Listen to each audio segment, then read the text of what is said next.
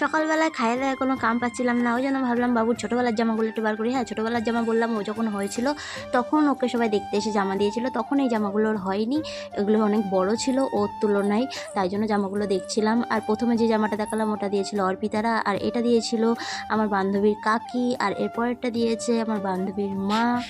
আর এখনও জামাগুলো বেশ বড় বড়ই, তো ভাবলাম ধুয়ে দিই, পরিয়ে ফেলবো খুনি। আর এটা দিয়েছিল আমার একটা বান্ধবী। আর আমি আমার বাবুকে বলছি, তুই এসব জামাগুলো কবে পরবি? এখন তো শীতকাল চলে আসলো, দেখো এখনও কত বড় জামাটা তাও। আর এর পরের জামাটা হচ্ছে ওর পুজোর জামা, ওর একটা মামা কিনে রেখেছিল কিন্তু আসতে পারিনি বলে দিতেও পারিনি। ওর মামা এসেছিলো কালী পুজোর পরে, তাই কালী পুজোর পরে এসে জামাটা দিয়েছে। আর এই জামাটা এখনও বেশ বড়, তো আমি ভাবলাম ধুয়ে টুয়ে রেখে দিই, যখন একটু একটু বড় হবে তখন ওকে সব পরাবো। আর এই প্যাকেটগুলোয় তাওয়াল রয়েছে, এই তাওয়ালগুলো এখনও ইউজ করা হয়নি। আর আমার বাবুর ছোটো ছোটো জামা কাপড়গুলো যখন দড়িতে মেলে রাখি, ওটা আমার দেখতে খুবই ভালো লাগে।